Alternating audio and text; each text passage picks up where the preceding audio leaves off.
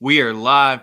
It is Sunday morning, bright and early for you on the West Coast, right about mid-morning for you guys on the East Coast. Sunday morning quarterbacks coming at you live, covering the NFL slate. And I guess you can be watching along the Jets-Falcons beatdown with us right now. But as usual, Sunday morning quarterbacks is brought to you by Pick City and Daily Bread Media.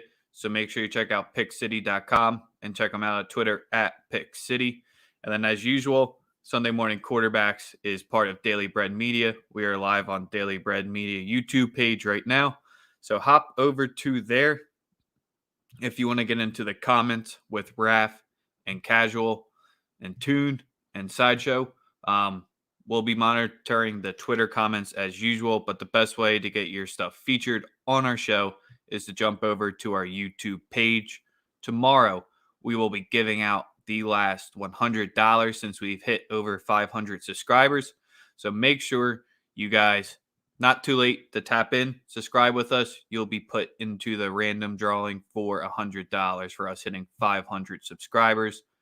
As you know, this is our 5th episode of Sunday Morning Quarterbacks. We feature and bring in the top analysts in the game. Sosa's little baby child creation that we work together. We got analysts coming through for each of the games today, except for 3 of them. You'll just have to deal with me and him and maybe Spin Doctor. But Sosa, how you doing on this lovely Sunday morning? Oh, man, you already know. Ready to make the people some money. Ready to get back to what we do on Sunday, which is just give out winners and take care of the people, because it's just what we do at Daily Bread Media. It's what we do. We take care of the people and we get y'all paid. Yeah, just ready for another Sunday. Got everybody tapped in, everybody ready to get to it. You know what I'm saying? I think we have some really good matchups. I've already struck out on the first game of the day. The fucking Jets are getting mollywopped, smacked up, fucked up, beat down, kicked in the balls, whatever you want to say. They're getting fucking destroyed right now. Yeah, but it's only up from here. Hey, I was about to say, good. Get the first one out of the way and get back. Corey Davis is hurt. He limps off the field. Oh, getting the updates. Getting the updates is just what we needed. Move. That is not good for most people's fantasy team right there if you started him this week. Ain't lying, bro. But yeah, we got a nice slate of games tonight. As usual, we'll wrap up with the Sunday night game. We start at the 1 o'clocks, go into the 4 o'clocks. I just tweeted out the YouTube link from Sunday Morning Quarterbacks for the last chance for the people on Twitter that want to hop over to there to watch us. But we're going to start it off with Green Bay at Cincinnati. Sosa, what you liking in this first matchup of the day? Oh, man. I'm seeing a lot of secondary problems for Green Bay from what I'm reading. Joe Mixon is going to try to give it a go. See what I like. In this particular matchup, I personally like I like the Packers personally. I like the Packers -3. It's one of those spots. People talked a lot of bullshit when they when they lost the first game of the season, but we all know what's going on. It's A-Rod. It's not that good of a defense. You know what I mean? So like I'm rocking with A-Rod -3, and I also like today to be the day that Devontae Adams gets into the end zone. So those are 2 plays that I really love. I also like Tyler Boyd's yards in this particular matchup. Those are my 3 favorite plays. I believe I sent you. I believe you have the. You should have the list as far as the numbers for Boyd. I don't know the exact number. Yes, Boyd is 54.5 yards at -115. That's the one. Yes, sir. Yes, sir. Yes, sir. Give me Tyler Boyd to have a good game today. I also think Jamar Chase probably has a good game too, but I think Boyd will get nice targets. And also the slot guys perform better against that defense. So give me that. Give me that as the place for me in this particular matchup. You have anything in this one? No, in this one, I just hate laying the 3 on the road in this spot, but I definitely think that should be the angle. It should be their the Bengals, I don't think they're kind of fraudulent, but with this loaded backfield, and Mixon has been doing a lot more than I think people expected, because if they were going to have to rely on Samaje Perine and Chris Evans, that probably could have gotten a little messy there. So that's just where if Joe Burrow is really going to be the comeback player of the year and try to steal it from Dak, this is his perfect game to do it. So I think it's those two, just as like a side note for running in that category. I think those two are the top two for that list right now. And if I don't know, the Bengals, I think they're a little bit fraudulent home dog here. I've seen a decent amount of people taking their money line here at plus 130. I don't think that comes through here. I think the Packers is the right side to be on, but no strong feelings for this one.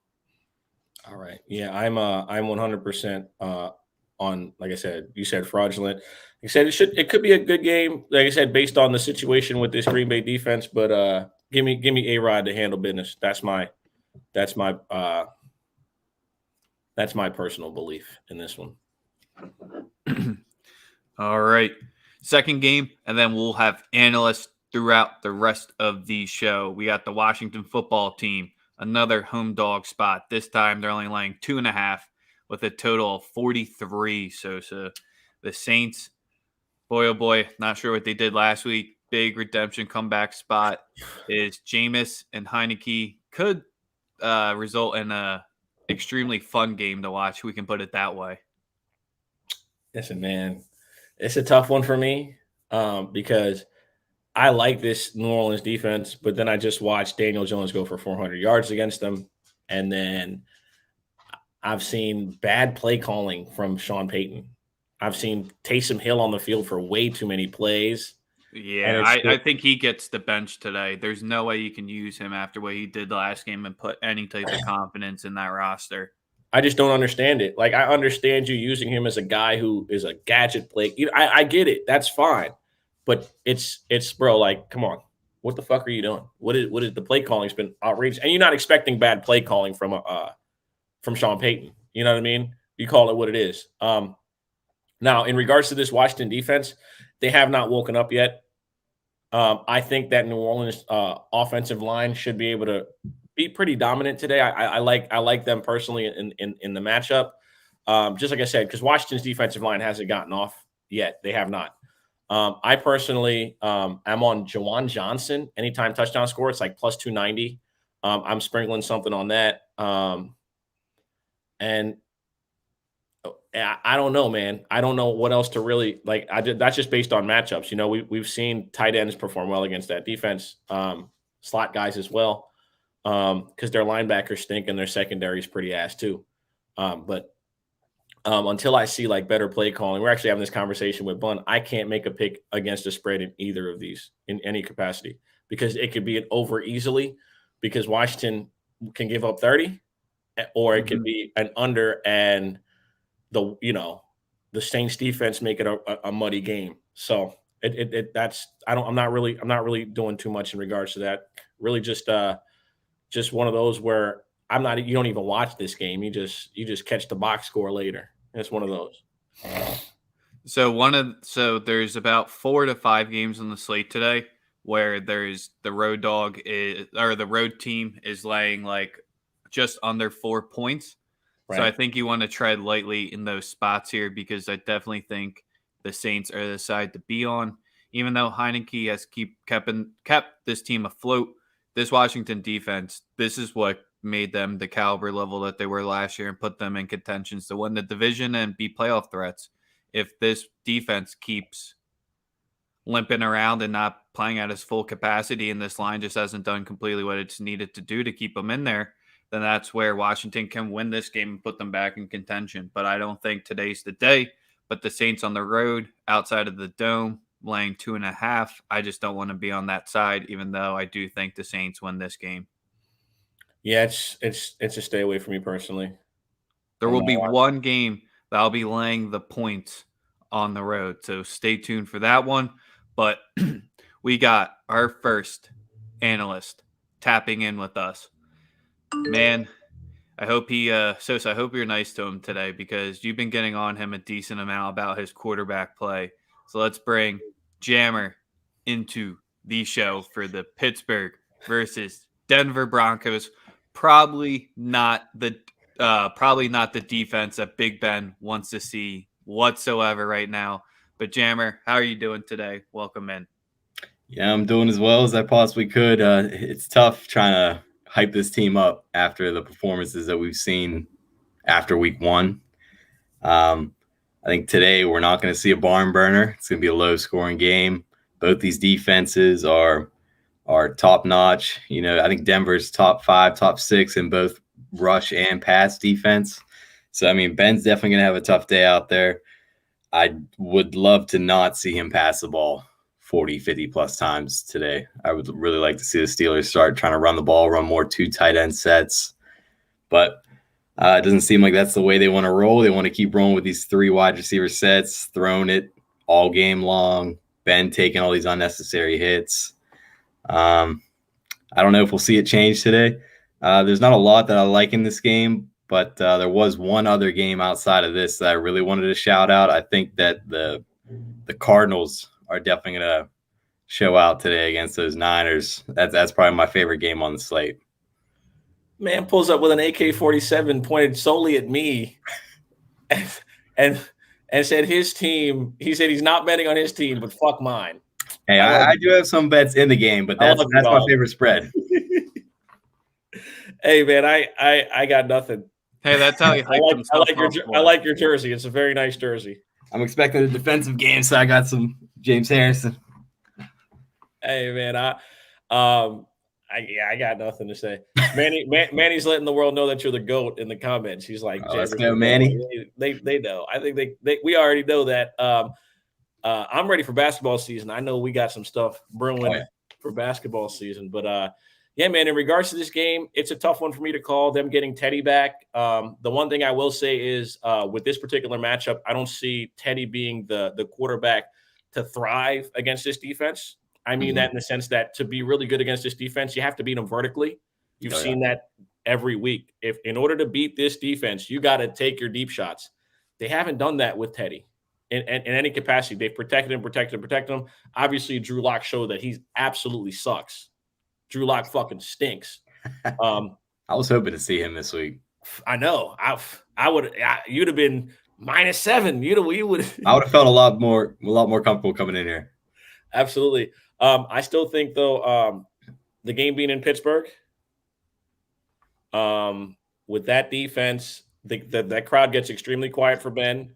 The offense still going to be able to maneuver to some capacity.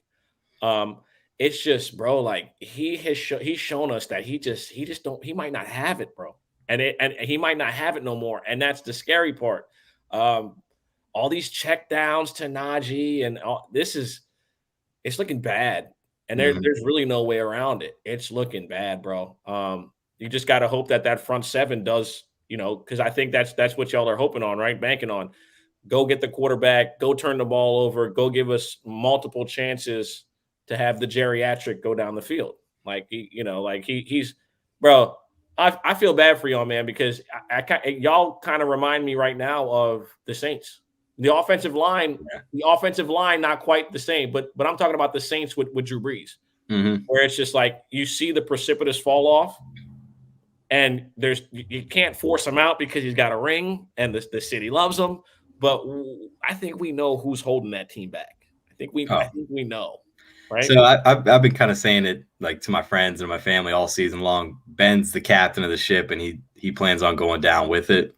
He doesn't plan on abandoning it, He's going to stay in there as long as he can throw that ball 5 yards down the field like he's been doing. He's going to stay in there. He's going to throw it. So, that makes it tough for any kind of betting on offensive players or anytime touchdowns. Because, like, some games he'll target Chase Claypool 15 times. Sometimes he'll target Deontay 15 times. Sometimes he'll target Najee 15 times. So, it's like you never know who to bet on for any of these over-unders on the team. Which is why I kind of stayed away from those. Any other games outside of my team losing? So I do have a couple for this game, but you got to get a little creative with them. So I took the under in the game. I don't think it's going to be very high scoring. Basically going off the Steelers offense not scoring and our defense shutting down Teddy Bridgewater. I'm taking Teddy Bridgewater over one INT at plus 110. I think that our defense will get to him, obviously at home. Hostile territory for him. I think that he might throw his first INT of the year. Plus money, I like it. Yep, plus money. It's priced right too. I like that. I'm going to take Chase Claypool, longest reception, over 20.5, minus 115. He's averaging 14 yards of reception. He's the guy that Ben loves to just throw that ball up to and hope that he mosses that DB, you know. They call him Mapletron, right? Yeah. And the last play, I'm going to take a defensive prop. Devin Bush over 5.5 tackles and assists at plus 100. He's not the big tackle guy on the defense. Obviously, it's Joe Schobert, but his number's a little high. And I think that Devin Bush being in there almost all game on defense, he should be able to easily get over 5.5 tackles and assists. I love that. So the playoff tier one play, Jammer, I definitely like the first half under. I think that would be my strongest play. The worst part about it is it's now sitting at 19.5 since the numbers dropped. If you were sharper and quicker on it, you could have gotten a 20. I'm staying off it, but you might convince me into this one. But when you have a low total at 39 with a 1.5 point spread that it's currently sitting at, there's no reason to pick a spread pregame whatsoever. This is the live game to bet, unless you just think Denver comes out from the throttle. But Teddy, how much has he actually practiced since he was in protocol for most of the week? And then, so you really got to think if one team just steamrolls and just controls it, and if that's the way you think it goes, then you take the money line. But there's no reason to be laying a 1.5 point in this game as of it is right now. No. Yeah, I like to see that me and Jammer were pretty aligned. I have nothing really for this game. It's tough. I mean, like I have maybe Najee anytime touchdown, but like there's really nothing that I can.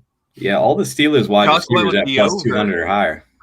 It's too tough. You got the over. All right. Well, I mean, it could happen, man. 39 is low, man. I've seen Angels in the outfield. It could happen. Like, well, I mean, I'm expecting a defensive game though. It could happen, JP. It could happen. Like, I don't know, man. Vegas Shark said I'm staying away. Yeah, it's a tough game. It's a tough one. I'm glad that's one thing you can get as Sunday morning quarterbacks. Our analysts are honest. We're not here to try and lose you your money. We'll be honest with you about every take. I don't know how I feel about that Niners one, but I appreciate the rest. I just had to shout it out. That's just where I'm feeling comfortable today. For sure. Make sure you guys are following our guy Jammer Bets. Like I said, he's got a lot of stuff coming up for basketball season. I appreciate you joining us as always, man. Make sure you guys are locked in with him. If you're not following him, then you're not a friend of mine on the internet. Appreciate you, my boy. See you, Rex. See you, Sosa. Thank you, Jammer. Let's get to this money. Mm-hmm. All right. I don't want to hype it up too much, but probably who comes on with the most heat each time and never disappoints once he gets on camera. You know who we're going to now. Our man, Michael Means Jr. Let's get it. 7:49 in Cali, and my man is. Hey, I gotta do it, man. I love y'all. He's wired and ready to go. I have to do it. What's the deal, man? Great job last week with the cover. Great job with the cover. Yeah. Hey, I was gonna come this morning and be Petty LaBelle because I saw everybody in the comments, and I said I'm gonna write a list. I'm gonna come on next week, I'm gonna talk to everybody about how we did cover. It was like we were a field goal away from beating the GOAT. Tom Brady didn't throw a touchdown. Mac Jones outthrew Tom Brady. Oh my God! I wish I'd have had my little flag. I was gonna write it. If I remember off top, Daryl. It'll be close in the first quarter. It's done after that. No, like, bro, come on, man. So I ain't gonna be too petty, LaBelle, but yeah, I saw everybody comments. Don't think I didn't see them. I saw them. Hey, man. Hey, and you swept the board, right? You swept the board last week too, or what you go? 3-1, 4-0. Yeah, I believe it was something along those lines as well. So talk your talk. Talk your shit. That's what I'm saying. Like this is why we're here. Like Listen, this is why we're here, bro. Like you fucking killed it last week. So 4-1. If they're not, if they weren't listening last week, you can tell them all to fucking listen. That's real.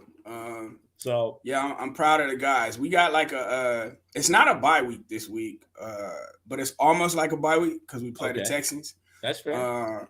I like the double dose. I like Patriots at the half. It's -4, and then we got a -8. The line. No concerns. No concerns with the O-line. No concerns about your offensive line. You think Houston's just they've been so awful, and it's a rookie quarterback, right? So if it wasn't, yeah, exactly. If it wasn't the Texans, I feel you, bro. Like I'm fake making a case for him. Like bro.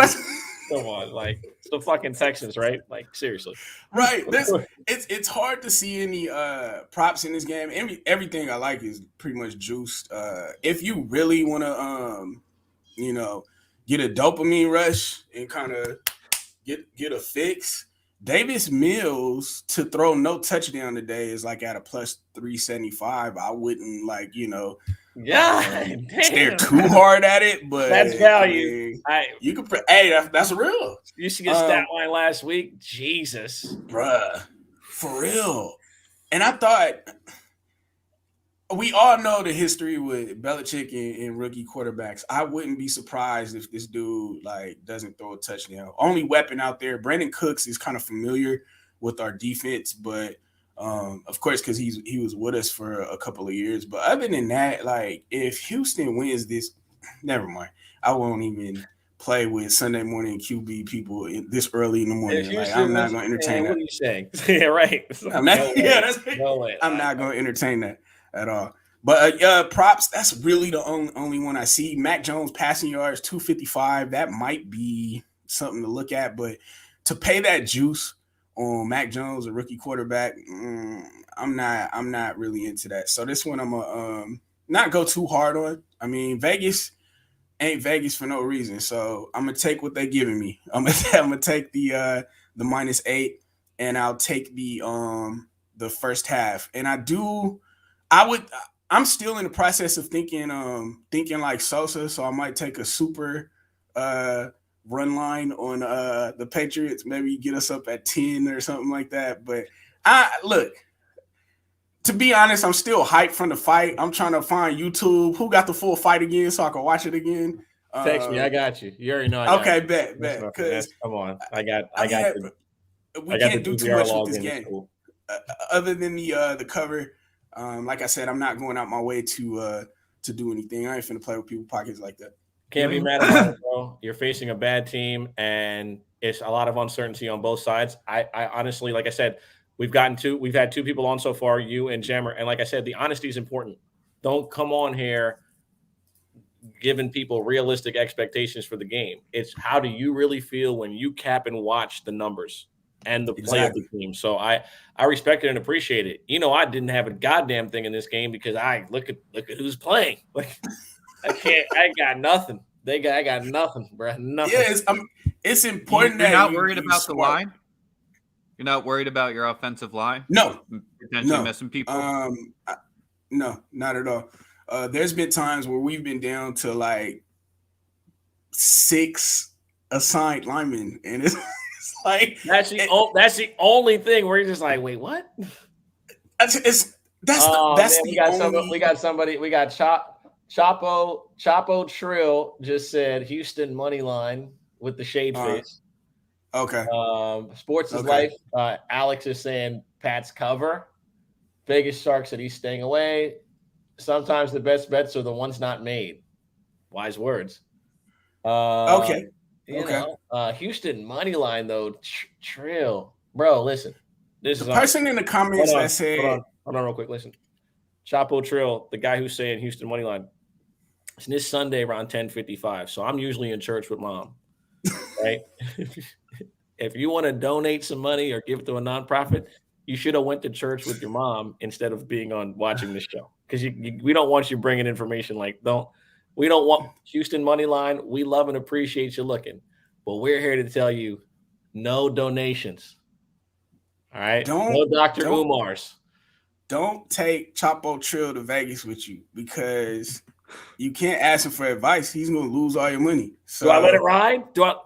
No, nigga, cash out. Right, like out, bro. We are going home, bro. Cash out. Let's get the fuck get out up of from here. the table, bro. Get up from the table. Let's get out of here, man. Like, what are you doing, Chapo? What are you doing? Come on, Chapo. See, when we bring Michael on, I'm never disappointed that it ain't always going to just be straight minutes of laughs and heat with the great football knowledge. Anything else you want to say before you wrap up? Any other game or any other bet that you're liking today? Chapo said he won off the Aggies. So did everybody in our Discord. All right, Lovely. Chapo. Like, I mean, come on. So, yeah, you know what?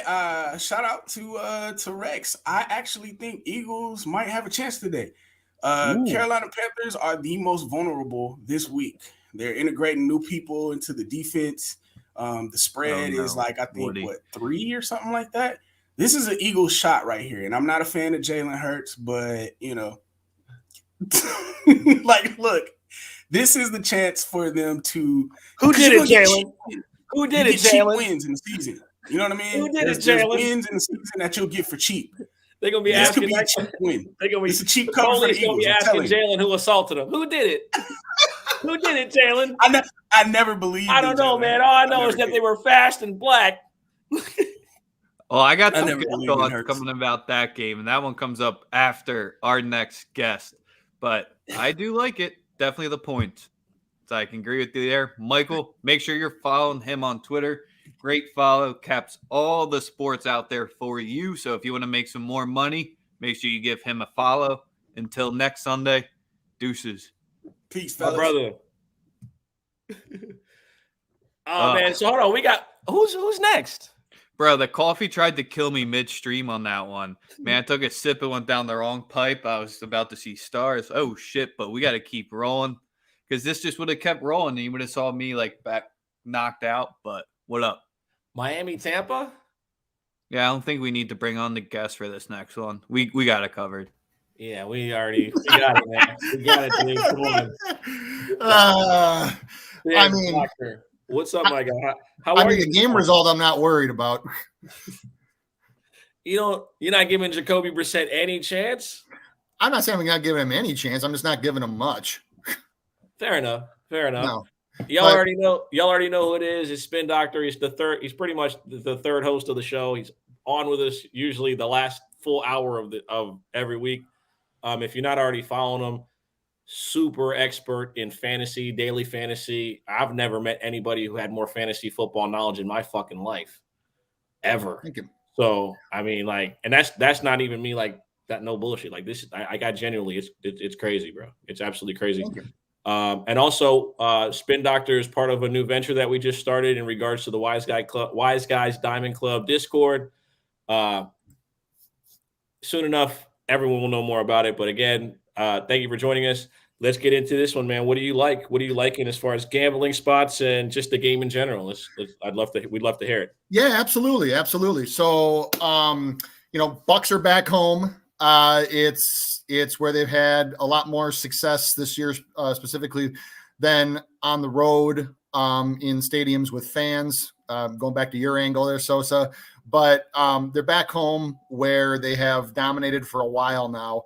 And, from a game perspective, I don't really have anything on the side. I don't think that there's any value in taking the Bucks money line. I think if you're doing like a large parlay, like a lunch money parlay, you can throw them on there. Survivor pick potentially, or would you wait? I was just going to say that, yeah. Survivor pick might be a good one. This might be the week to fire it up. There are a number of props that I do like in this game. I'll get to that in a minute. But for my Bucks, obviously, y'all know our secondary is just injured to shit. We have Sean Murphy-Bunting out. We have Antoine Winfield out. We have Carlton Davis out. Everybody, yeah, I see it. Are you going money line or cover? Okay. So anyways, our secondary is banged up. We should get Jason Pierre-Paul back today, but I think that this is going to be one of those ones where If I had to pick, if you gave me a free play on the spread, I would probably take the Dolphins to cover this one. Like I said, I don't think there's any value on the money line of the Bucks, but with our injuries on our defense, I think that there are enough holes there for the Dolphins to keep it close. And actually, that brings me to a first official play, the one that I really, really like, and I actually just gave this one out, is Mike Gesicki over 3.5 receptions. I actually told my followers to look for an alternate line of 4.5 or more. Look, guys, there's a mountain of evidence that would support this one numerically. The Bucs rank 30th in points allowed to tight ends this season. Gesicki has 18 targets in 2 games with Jacoby Brissett at quarterback. The big thing here is if you look at some of the advanced metrics, Gesicki's ADOT, which is average depth of target, is 9.5 yards. And on passes at that distance, that's where Brissett has his highest completion percentage and his most success. You especially then you factor in that Devontae Parker is out. You also factor in that Will Fuller is out. And there's a lot of target upside here for Gesicki. I would not be surprised if Gesicki gets 10 plus targets today. That would not shock me at all. And then lastly with this one, Bucs linebacker Devin White. Look, he's a hell of a pass rusher. He is a hell of a hitter. He's a hell of a tackler. He is not a coverage linebacker. Okay. And I'll be the first one to admit that. We just talked with Mike about being real about your team. Look, he ranks 61st in coverage grades out of 71 qualifying linebackers. So he's not a coverage guy. I think that there will be ample opportunities for Gesicki. Brissett's already built a rapport with him. And so I'm going to lock that in for at least a half a unit.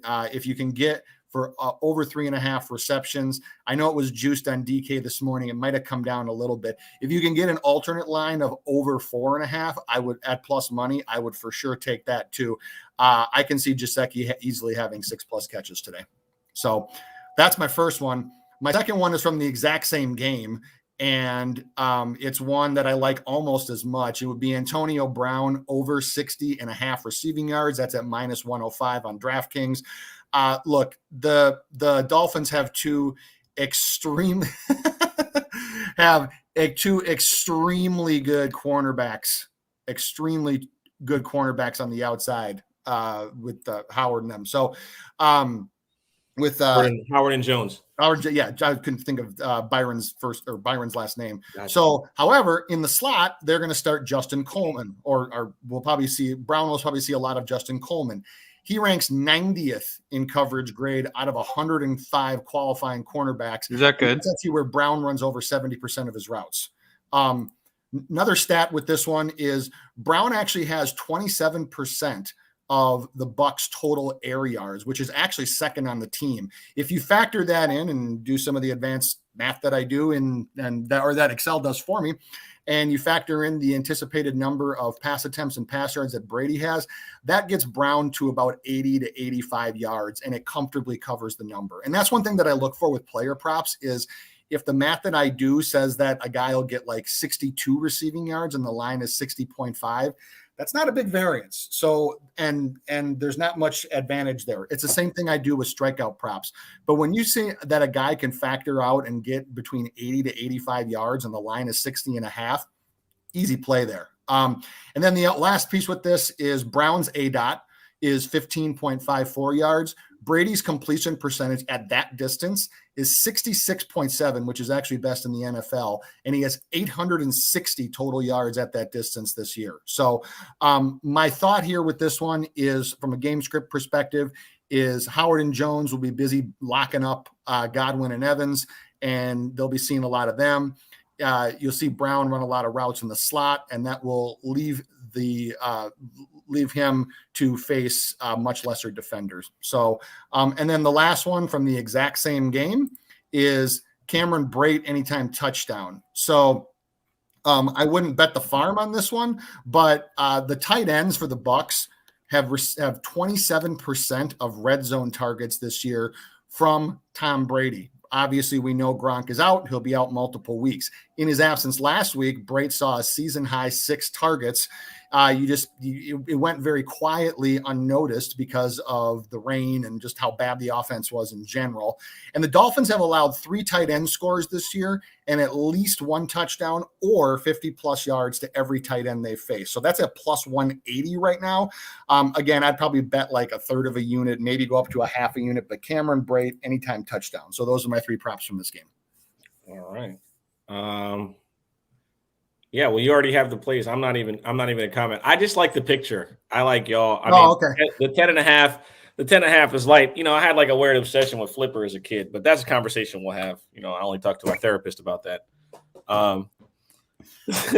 So let's move on to the next one. We don't have a guest for the next one. I'm not too sure where he is. He always joins mid once we start talking about them and complaining.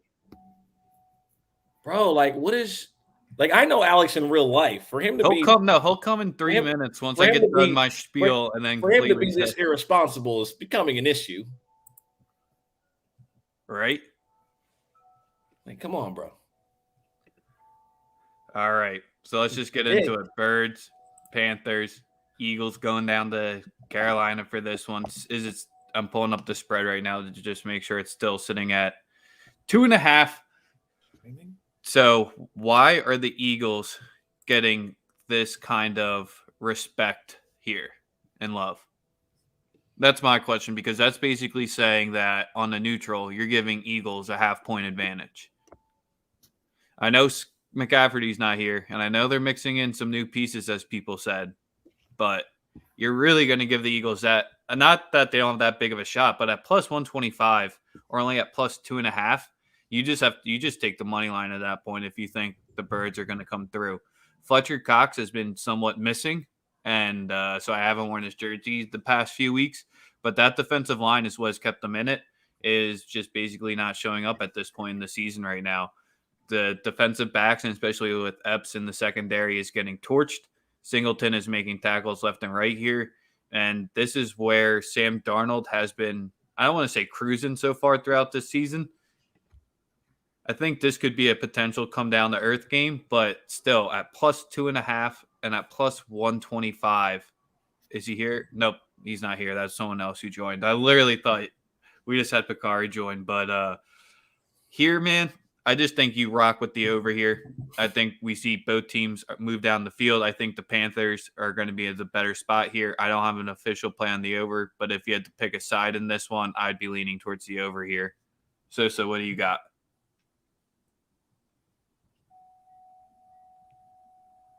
I got nothing. Nothing for this one at all, bro. I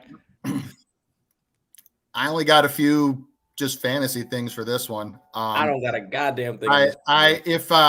Singleton over his tackles and assists. That was the play. Yeah, Singleton. And the play was the Eagles when you could got in at 4.5 and 4 at the early in the week. Now that you got the 2.5, it's not worth it. You're absolutely right. I'm good. Now, just a few fantasy things for me. If you're in a DFS tournament, Jalen Hurts would be a nice play there.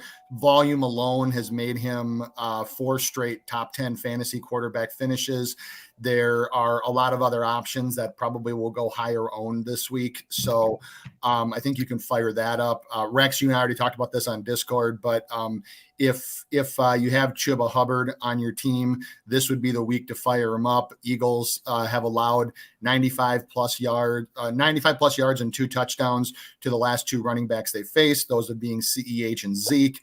And I think that you can very, very comfortably fire up anything related to Devonta Smith. There are 32 teams in the NFL, and where the Carolina Panthers rank in coverage on number 1 receivers on teams, 32nd. So number 1 receivers, despite their fierce pass rush, number 1 receivers have torched them this year. So if you're doing a GPP or tournament, as they're called, for DFS, you can very, very comfortably stack Hurts and Smith, and and then also run it back the other way with either DJ Moore or with Chuba, and you have sky high upside there, especially if you believe in the over. That's what I got for this one. The one player prop, Spin Doctor, I was going to ask you about this one. Terrence Marshall and fantasy perspective, I think this is a nice week if you drafted him and just have stashed him and you really haven't used him and you're in flex hell or in flex category here. I think from a fantasy perspective, he will get you 10 points today, like 4 catches, 50 to 60 yards. I think that's what he's looking at today. I know his receiving yards is sitting currently around 27.5, I believe is the number. But that was the one guy that I think you should potentially be targeting. But I want to see your advice on that one. Yeah, 100% agree.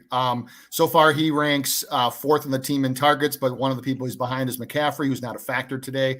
He's seen about a 13% target share, and that's actually been pretty consistent. So I think with Marshall, I think one of the things that has just limited him is one of the same things that's limited Robbie Anderson is just the just lack of ability of Darnold for all the great things he's done to get him the ball on anything past like 5 or 6 yards. So, Darnold does not, or he has not this year, thrown the deep ball very well.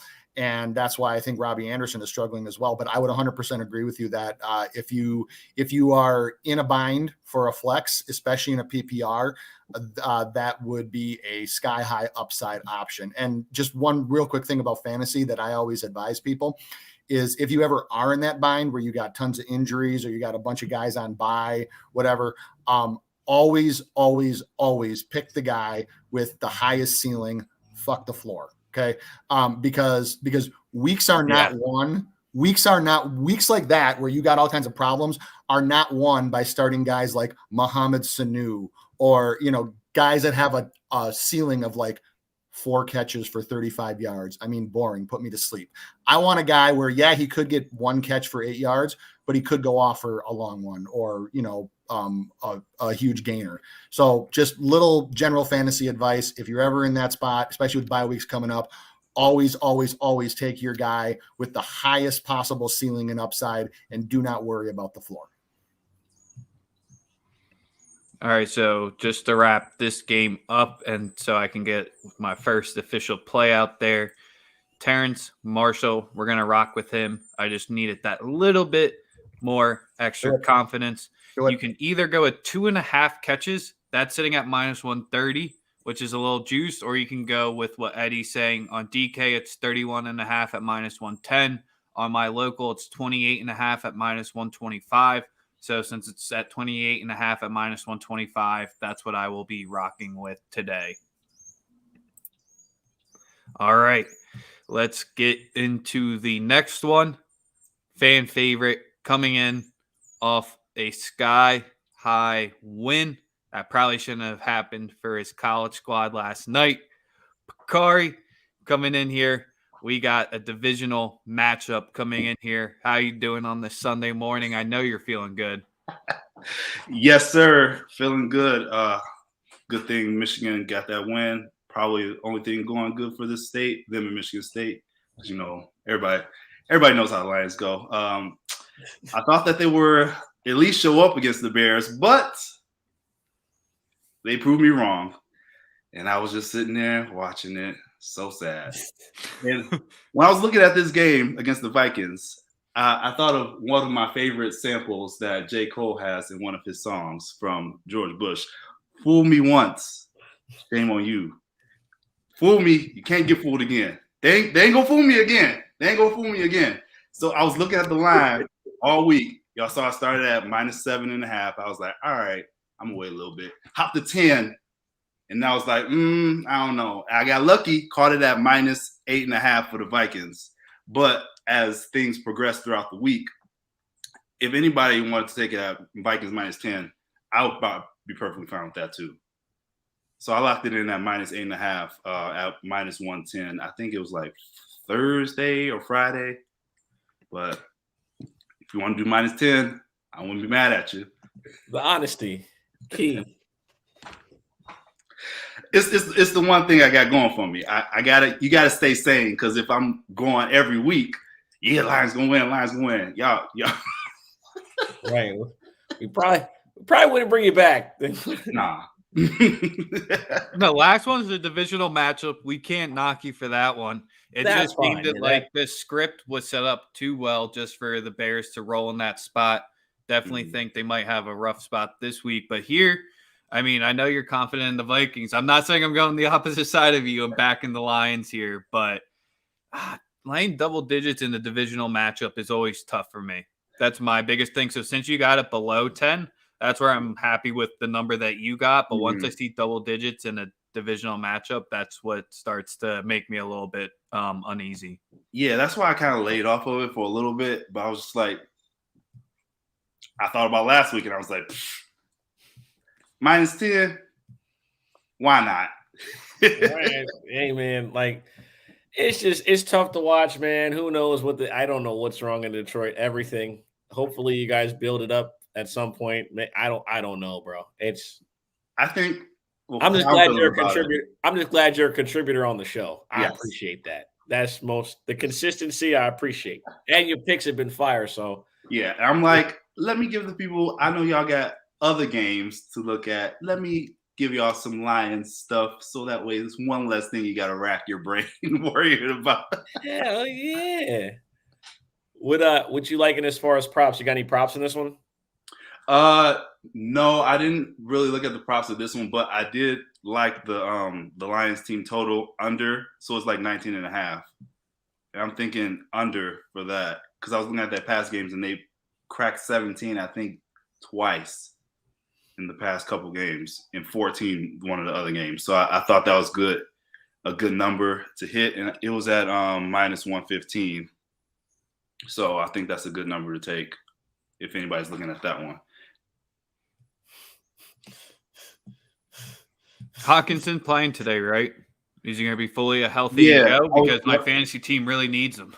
I was just looking at the injury report right before I got on, and it was saying he's expected to play. He's expected to play. Cook's expected to play too, but they were saying Cook shouldn't, probably won't get his. Won't have the regular workload. Yeah, which sucks for me because I have him in fantasy. But that's a fantasy nightmare. So. Yeah, always good for a touchdown though. Always good for a touchdown. You know what I mean? I'm perfectly fine with that. All right. So I just picked up Trey Lance too on one of my teams. He was available. And I was like, I'm gonna scoop him up. Why not? So Bakari, anything you like else in this one? We're about to move on to the next game. Anything from today's slate or what? Because this is the one where it's a little tough to pick your poison here. Take the under 49.5. If the Lions don't hit their team total, that under, it's a lot. 49.5 at -105. Sorry, guys. I just got one thing for DFS for this one. Kirk Cousins has averaged 2.3 passing touchdowns and 275 yards in 7 games against the Lions. And he also has a very good history of when he doesn't get to that number. He has a very good history of getting it the next game that he faces, especially when that game's at home. So if you're looking at a streaming QB for this week, or if you are looking at a GPP or tournament on DFS, I think that you can very, very comfortably stack Cousins and Jefferson, and then you can run it back with Hawkinson.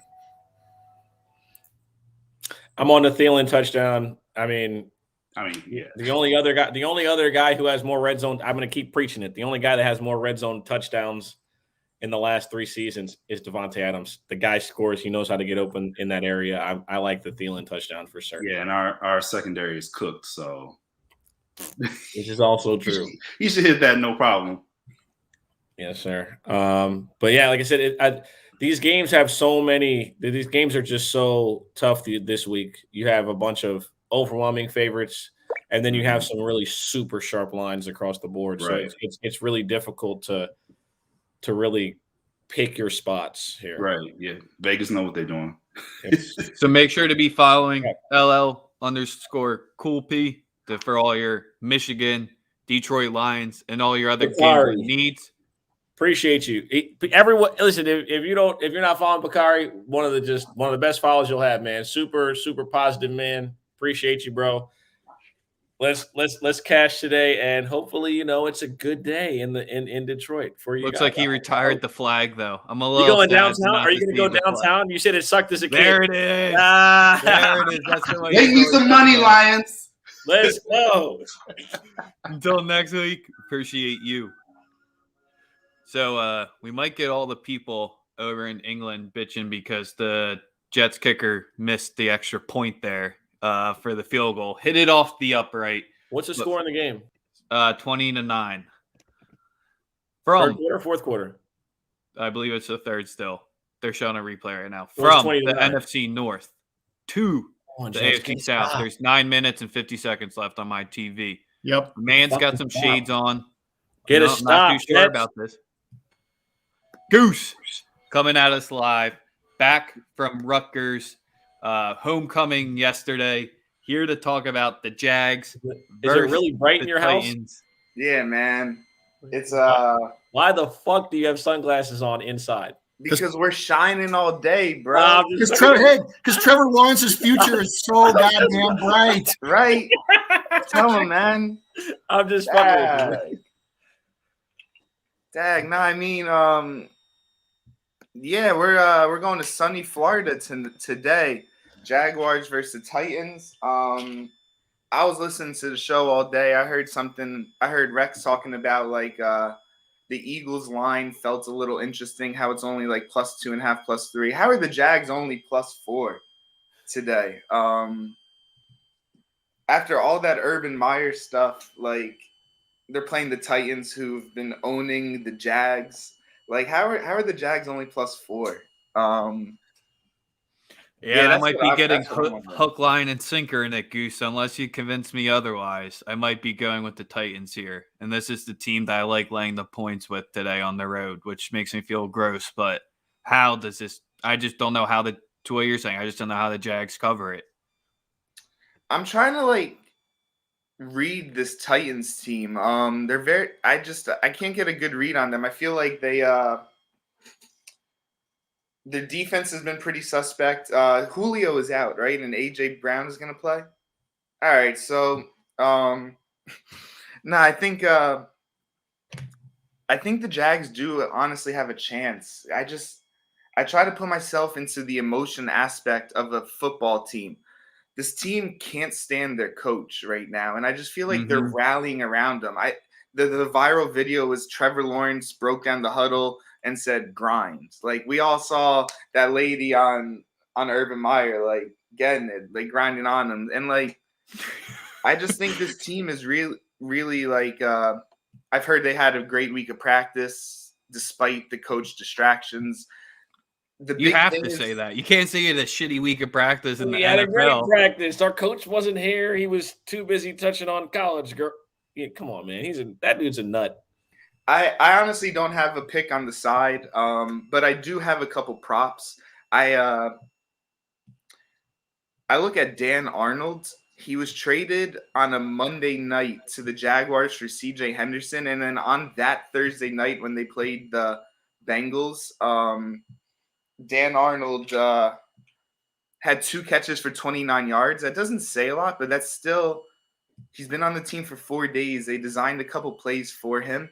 The Jags before that had the worst tight end group in the league. So I think Dan Arnold's actually a big addition for the Jaguars. So, I'm going to give my it's so sunny, it's bright, we cash in all day. Dan Arnold +380 anytime touchdown. I like the trifecta. I like him over 2.5 catches. I like him over 23.5 yards. I think now he's been on the team. He has a week of practice. I think Dan Arnold has like 4 catches, 38 yards, and a touchdown kind of game. Like that's not saying much, but it's still it's a big addition for the Jaguars. And the Titans defense has been so suspect. They give up so many yards. So no DJ Chark, and yeah, that's where I'm really feeling. That's my player prop to hammer. Okay, I like it. I like it personally. I like it. I'm rocking with Laviska Shenault anytime touchdown. I like yes, that. sir. Okay, that's my favorite. That's my favorite look of the day. +200. They done talked about getting them more acclimated, more used in the offense. Obviously, it's Urban Meyer, so you can't really trust shit. But against this Tennessee defense is light. I think we get some level of a shootout. And also, we've been watching Trevor. He's getting settled in, man. He's got a shit defense, but he's getting settled in. And we starting to see that he really is an elite prospect. And anybody saying different was just an idiot. So it is what it is. Not I'm touching rolling the with the spread or Titans. anything like that. But what'd you say? I have to play the Titans here. You can wait to potentially get a better line live, but No, I'm like I said, I'm with you. But like I said, I'm not on anything Jacksonville as far as like winning or anything like that. yeah. Obviously, the organization, like you guys have already mentioned, is having some issues outside of just football. I think Trevor anytime touchdown is another good play. He's getting a lot of those read option plays at the line. And real quick, who leads the NFL in rushing touchdowns? Derrick Henry. You guys are disappointed. It's Sam Darnold. Ah, yeah, Sam Darnold. Mm-hmm. And they've all come off of read options. Mm-hmm. Hello. Time to feed Trevor. Yeah, with but some Matt food. Rule's I like Trevor coach. getting the end zone again. Yeah, but Matt Rule's a smart NFL coach. I don't think Urban is. Damn. I just got one. Again, I'll go back to DFS and fantasy, and I already recommended it as my official start fire 'em up play. AJ Brown today. The Jags are dead last in pass DVOA, and they are close to last in coverage against number one wide receivers. And not only is AJ Brown the number one wide receiver today, he's also the only one. When Julio Jones is out or has been out on passing downs this year, Brown sees almost a 40% target share. There's going to be tons of opportunities here. I would fire him up. Cash, tournament, fantasy, whatever you got, AJ Brown.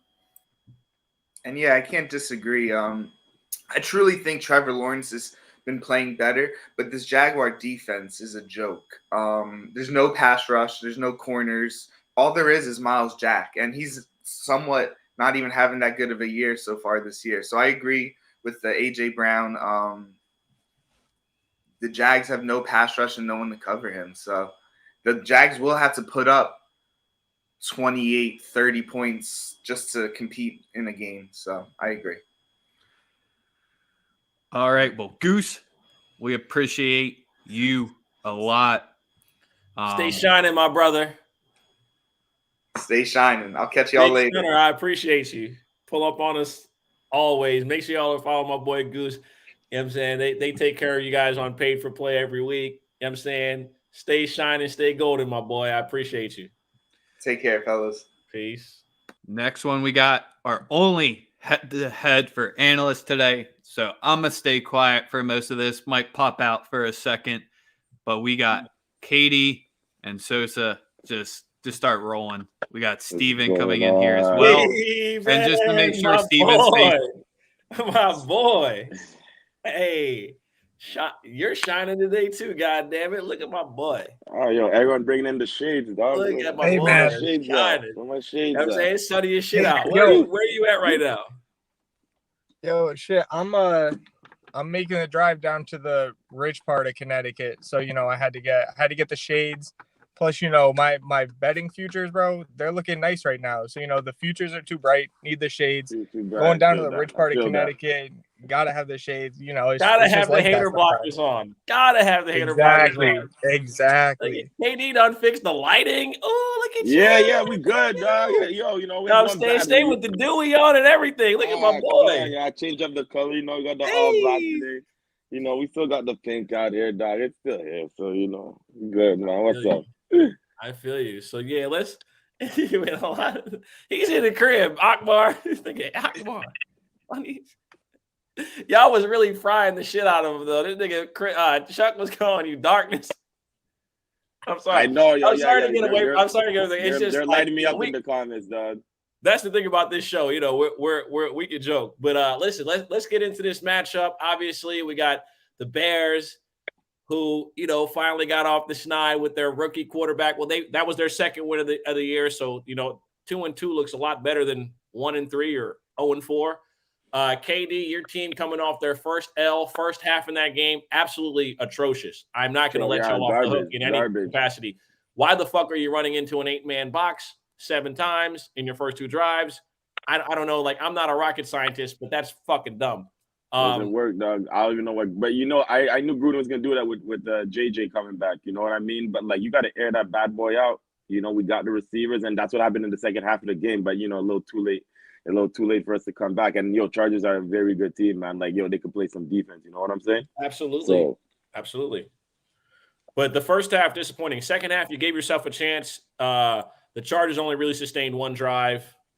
We know what it is, right? Yeah. On the Chicago side, I mean, 2-2. If you're a Chicago fan, you're happy.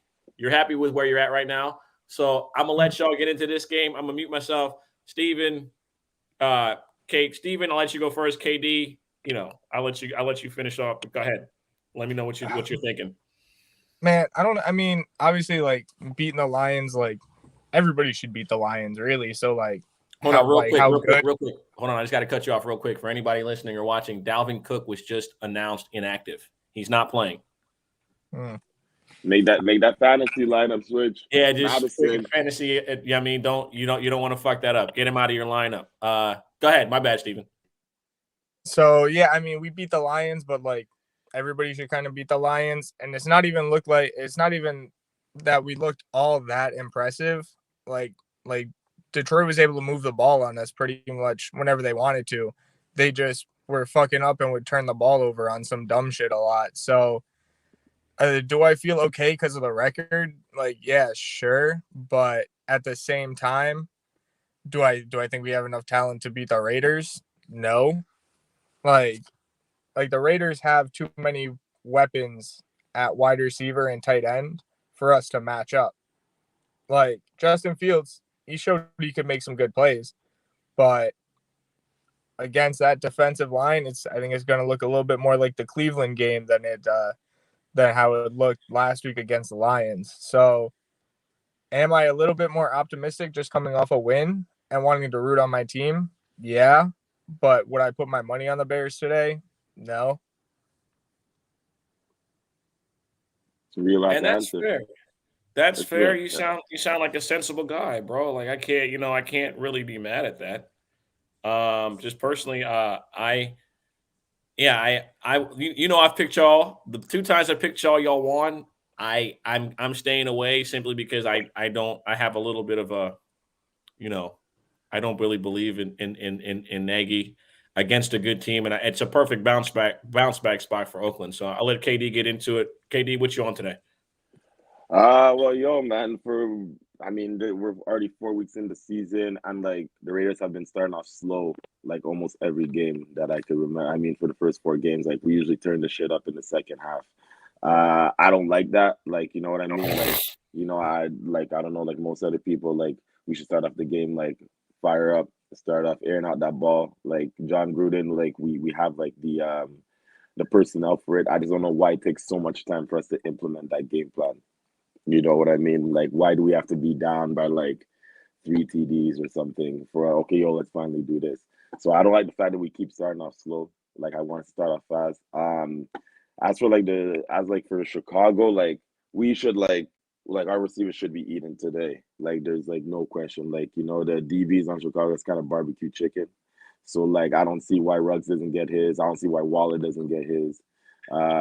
Renfro, man, that's probably one of the better slots in the league. Like I don't see why he doesn't get his. So I think we're gonna have a bounce back game, but it's good that we took that beat into the Chargers. Just to I didn't want us to kind of go 4-5. Even though it would have been nice. It's just that and our O-line, man, terrible. I know we're missing guys. Remember, it's matchups week to week. I mean, when you got Bosa coming off the edge, it's a different animal. So I think like obviously I'm not a fan, but I personally I think that y'all are fine, bro. I think that this Raider team. No, for sure. I think that, like I said, it's a matchup thing. Like you said, it was a matchup thing, and let's call it what it was. It was really bad play calling. It was really bad play calling on Monday night, bro. That was atrocious. Yeah. But like I hear the matchup thing too, but I still like I don't know what's going on with our DBs. Like Arnett is dog shit. Like I don't want to see him play DB anymore. Trayvon Mullen, I don't know if he's still hurt. I know he got hurt last game. He didn't play. I don't know if he's back. I didn't check the injury report on that.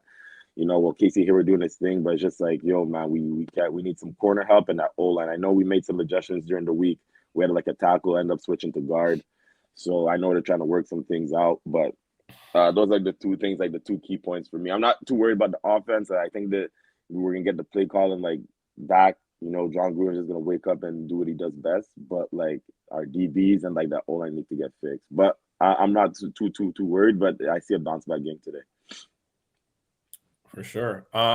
Let's get into picks. Let's get into what you guys rolled with today, so we can, you know, just get on to the next. I'll let Steven go. Yeah. What you rocking with, Steven? I'm gonna be on Waller anytime touchdown scorer. Just because I think if there is one corner that's gonna show up, it's gonna be Jalen Johnson, and he can kind of contain Ruggs a little bit. So if he's containing Ruggs, I think that means Waller's gonna have a lot more. He's gonna have a lot more targets. So I like that, and I also kind of have a weird feeling where I just like the over, because the Bears are gonna give up a fair amount of points, but I think they can score enough too, where I like the over here.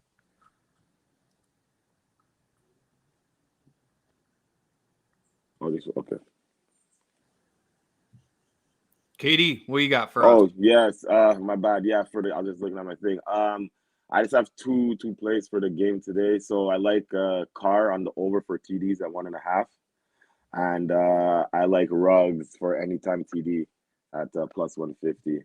I was gonna go Waller, but like I like the value on the Ruggs one because, like I said earlier, like I don't like Chicago's DBs like that, so I think Ruggs could get his today, and plus 150 is good value. So those are my two for today. Steven, stay shining, even though it's gloomy as shit here. So I'm assuming it's gloomy as shit by you, even though you got the bright haters blockers on. KD, as usual, love when you get the time to join us. We'll talk to both of you next week. See you later. Down, guys. All right. So, Spin Doctor, I don't know about you, but potentially, I would say this is the game of the midday slate.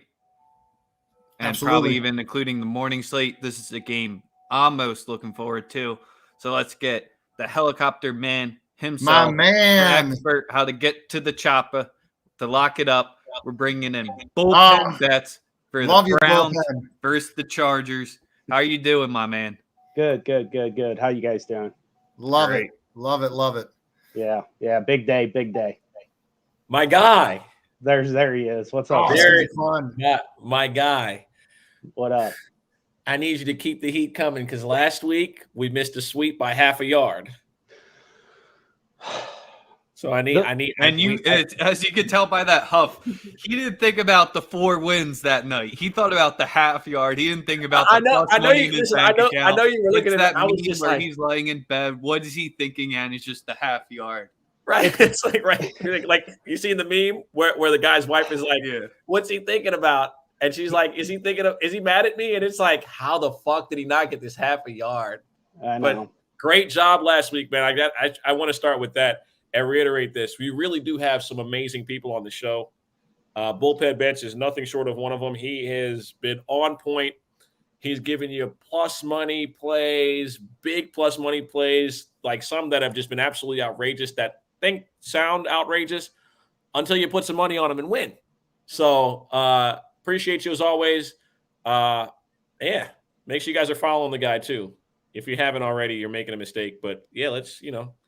So the quarterback rushing plays. I'm done. I'm done. I'm 0 for 3 on the season.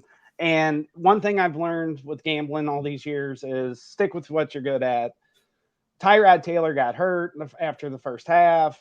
Mayfield actually got the 12 yards, but they didn't challenge the play because it just didn't fit their script. But yeah, so I'm done with those. But with that being said, I got 2 of them today that I absolutely love. The Trey Lance, they're going to have design runs for him. I won't be playing it. The Daniel Jones from the Giants, he's gotten 27 yards rushing in every game at least, and his prop's 26.5. I won't be betting either one of those today, but I do like them. But yeah, 0 for 3 on quarterback rushing props. So next, right? Yeah. I'm not gonna. That's the winning mentality right there, as Akbar said. Like I said, everything else is like you said. We've been home run after home run. So, what do you when you see this game? What do you see and what do you like? What are you thinking? Because I'm on a couple plays myself in this one. I've been kind of quiet because like the games towards the end of the slate is where I have like more of my action on. Well, when the line first came out, I was all over the Browns. I love the spot for them. The Chargers are coming off 2 big wins in Kansas City, Monday Night Football against the Raiders, which the crowd was, a lot of Raiders fans. So, and they were 3-0 division games. I expect the Chargers to come out flat in the first half. It's just not a good spot for them. And I've been doing a lot of the spot stuff lately. Like it's worked out the last couple seasons rather than, oh, well, this team's going to kill this team. It's the situations that these teams are in, which will make and break your bankroll. And the spot favors the Browns big time. With that being said, though, the injuries are piling up for Cleveland. And as this game approaches, I've gotten more and more nervous about it. We're down to our 3rd string left tackle going against Bosa today. So that can't be good. And then, Landry, I don't think anybody realizes how important he is to this offense, and Baker. Like, he is that guy's safety blanket. He throws the ball. He runs the ball. He's blocking. I mean, he's a red zone target. Without him, this offense has sputtered. I expect him to get back to the winning ways as soon as he gets back. Like, Baker's numbers will improve. It'll help Odell Beckham Jr. It'll help everybody across the board. Yes. Yeah, me too. Trust me. Yeah. But I still like the Browns today. I just think their defense is too good for the Chargers team. The Chargers have played Washington, Dallas, Kansas City, and Vegas. So they have not seen anything like the Browns defense. And they're going to struggle today with the pressure that the Browns are going to bring. But even on the defensive side of the ball, Newsom's out. Myles Garrett's banged up. I mean, the injuries are significant with Cleveland. But I still think, they got a better defense. The spot favors them. It's a bigger game for the Browns. The Chargers, neither one of them really have a look-ahead spot. But coming off those 2 big wins, it's going to be hard for them to get up for this game. And so I'm gonna take the Browns. I mean, that's where I'm at. Yeah, I'm gonna just make it even happier, bro. I'm on the Browns in this one. I'm all over the Browns. I know that I've been reading about what's my man Baker having the torn labrum in his left shoulder. Now, listen, if you've ever had any sort of shoulder injury, like I know everybody's like, well, it's his left shoulder. Listen, man, just trying to be a regular dude with a torn labrum, it ain't fun. It ain't fun. And if he takes a couple of hits, we're talking about it possibly getting ugly. I could see him definitely it being a situation where, because he's getting the shot before the game, and that's going to wear off by the 3rd quarter. We already know that. And it's going to be heavy rushing. You're on, Chris, you're on mute. You're on mute. I was like, he's still wearing a harness too, isn't he? Yeah, he's wearing a harness as well, which again, people was like, oh, it's his left shoulder. Again, that matters. Case Keenum is the backup, though. I do believe that they have a competent backup. Having a backup quarterback that's good always helps. And I believe Bullpen Bets brought up the fact that they had a good backup quarterback before we even started doing the show. Yeah, you kicked me off. You kicked me off the round table because I said Keenan could be the Super Bowl MVP. We did bring you back 30 seconds later, but we did have you in timeout, and now look what he just said. Yeah. I had to bring it up because I remember you vividly stating, well, they have a pretty good backup, so if something happens to Baker, they'll be fine. And then, I actually have, looked at the list of backup quarterbacks, and he really might be the best backup quarterback in the NFL. He's the highest paid, I'm pretty sure. And he's made I think Taysom Hill's the highest paid. Oh, yeah, you're probably Taysom Hill, because he's making 17 M's this year or something like that. Good for that guy. And he's classified as a backup. But Keenum's second. So I'm eating my words on that one, man. You got me. One thing I don't have a problem with is admitting I'm wrong. When I actually look at the makeup of NFL teams, Keenum's right there, top 3 backup quarterback, possibly the best backup quarterback in all of the NFL. He's also, I believe, the only backup quarterback that has a playoff win on his resume. Yeah, and with Baker being banged up a little bit, I wouldn't be shocked to see Mr. Case today. If something happens, you just and who never was know. that brought him up? That was come on, Saban. You got to get a new name, bro. Football's on your face. Come on, my boy. You be in the spaces with you, and I can't even say your name because it's football's on your face. Like, come on, my boy. But yeah, the Browns are going to run the ball a lot today. The Chargers cannot stop anybody on the ground, so I expect a heavy run offense, like as usual with the Browns. Listen, I agree with you. Last week, what did you see Chargers do on Monday night? They stacked the box. And for some reason, John Gruden's dumbass just kept running into it. It just didn't make any fucking sense what he did. Yeah. Right? Now, listen, if they're putting 7-8 guys in the box, I see Odell having a couple of plays where he can do something today, where he gets one-on-one on the outside. But I can see that. In the second half against Oakland moved the ball in the air just fine. Right? Yeah. It's just that they didn't try to do it until it was too late. Yeah, keep an eye on Anthony Schwartz today. He hasn't scored a touchdown yet, and he really hasn't done anything since week 1. Correct. But if he's going to do anything, he better get it going while Landry's out because, he'll be warming the pine when that happens. He ain't lying. Well, and to go back to your run heavy thing, the Chargers have 2 guys on their line, Nwosu and Tillery, that rank 100th or worse out of 103 defensive line guys in PFF's grades. So obviously you want to run away from Bosa, but right up the middle, right up the gut, there should be ample opportunity. I agree. That's exactly what I see. A lot of 2 and 3 tight end sets from the Browns. They'll give the rookie left tackle some help over there, and they'll probably be running away from Bosa, like you said. Yeah. So and because Nwosu is right next to Bosa, and he is last in defensive tackle grade, and he is first to last in run stopping grade. So that should provide ample opportunities for either Chubb, Hunt, anybody really. Yeah. And let's not forget my favorite player in the NFL at the moment, Demetric Felton. He's got UCLA ties, LA. There's going to be some Brown fans at the stadium. The Chargers don't have much of a home field advantage there. Not yet. I mean, you've seen that last week. And the Chargers are coming in on a short week. That's always an advantage to the other team. That one extra day is huge. If you've ever played sports, it's or worked physically. That's one extra day's rest and planning for this team. So I like the Browns. As a matter of fact, I got some official plays for the show. Yeah, let's get to them. I'm going to go with Herbert under 1.5 TD passes at plus 165. I got the Browns minus 2.5 at the half at plus 150. The Browns money line plus 115. And then no helicopter money plays. That'll pretty much do it for my official plays. Them 3 plus money though. Yeah, all 3 plus money. I love that. I love. That. I've gotten some DMs about because I didn't give out a helicopter money play last week, and here's the thing with those.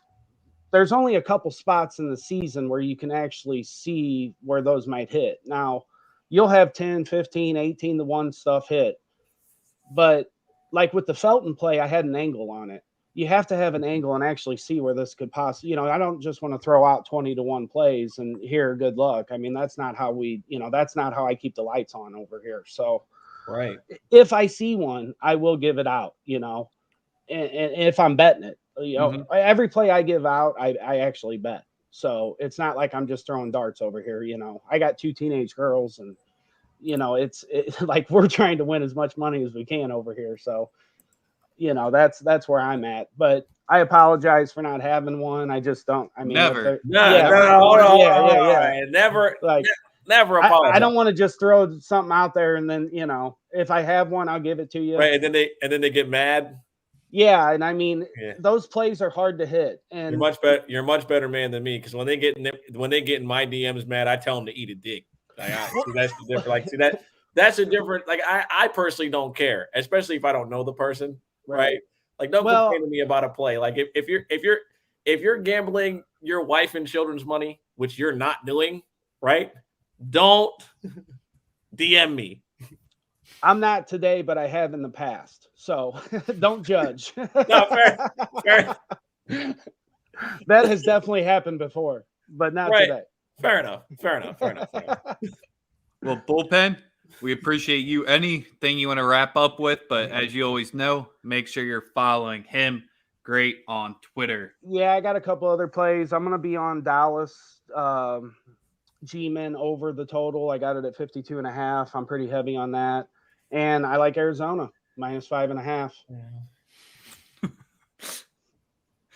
He's just basically ignoring the second time someone's going against them. So that's it. I mean, I'll have a couple other plays posted, but I don't have a bunch of plays today. I mean, I keep it pretty tight. I don't do a lot of volume. What was that one last play again? I got Arizona -5.5. I think the Niners are in for a long day. We've seen how these rookie quarterbacks starts. I mean, you can go through from Mills to Fields to Wilson. They just don't usually go very well. I know you didn't just mention Austin Mills. I did. Or Davis Mills with my quarterback. I don't even know the guy's first name, but that's right. Right. You see how I just messed it up? I called him Austin, and that's the dude that pitches for the Cubs. No, I think Arizona rolls. People are worried about a flat spot here for them, but they're 4-0 against the division foe. They're going to be up for this game. They might run into a flat spot eventually, but today's not the day. No Kittle, rookie quarterback. I'm typing up the DM as we speak to make a wager, bro. That's all right. That's where I'm at. That's what I got. We appreciate you. Appreciate you guys. Next week. Yep. Thanks for everything. Bullpen bets. Make sure y'all lock in with my guy. Stop playing. All right. 3 games left. Running a little hot here, but we got 3 left. So hang in with us. We'll catch you through it. Still money to be made on these last 3. Eddie is back after a profitable day. There he is. Play yesterday, putting on the college. Jersey. Yeah, what are you wearing? You know what? Hey, that's Giants red. Hey, that's Giants red if I've ever seen it. Eddie's about to do this. Is that like a salmon color? Like, what is that, pink? This is salmon. Real men wear salmon. All right. That's fair. All right. Hey, Breast Cancer Awareness Month, guys. Come on. Very important. Very important time of the year. Correct. Absolutely. The jersey will be on after the show. It'll be on. As long as you're not wearing. I had to come support the breast cancer awareness. As long as you're not wearing jorts. No. And that's all. As long as you're not wearing. And I don't wear a pair. I don't own a pair of Jordan 13s. Not my favorite pair of Jordan. Sure you don't. Ooh, oh no, that's a lie. That's a lie. I do have one pair. I have one pair. See what I'm saying? These Cowboy fans, man, they're crazy. They're a different breed.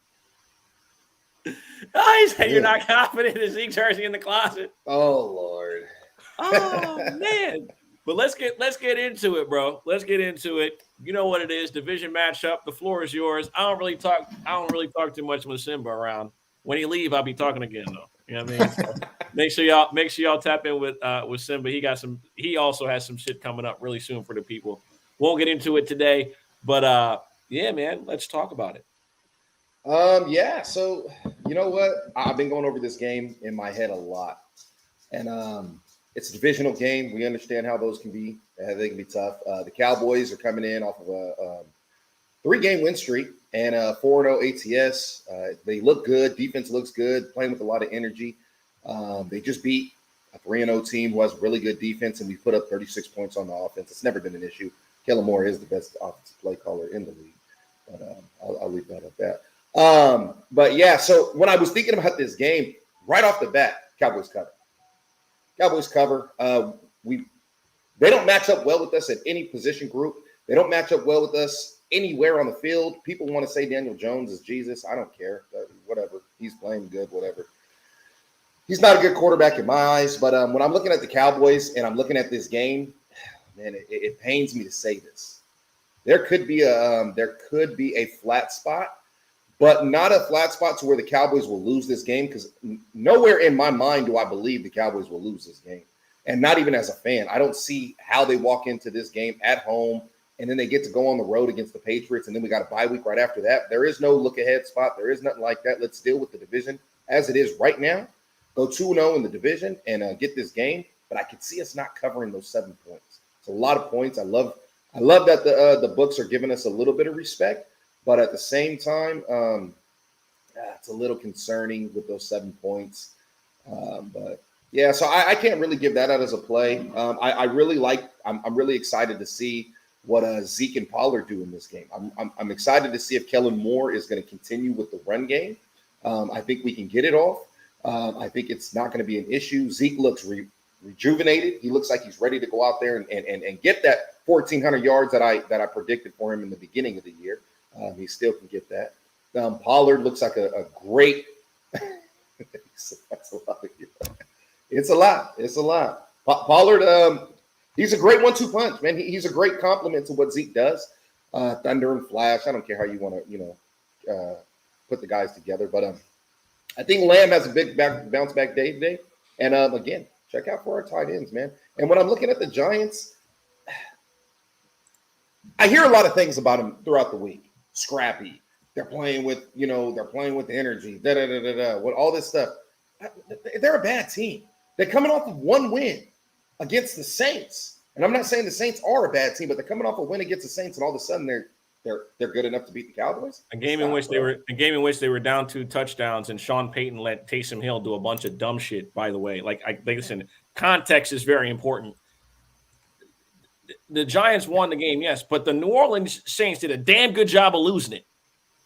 It wasn't just Daniel. They did a great fucking job of losing that game. Yeah.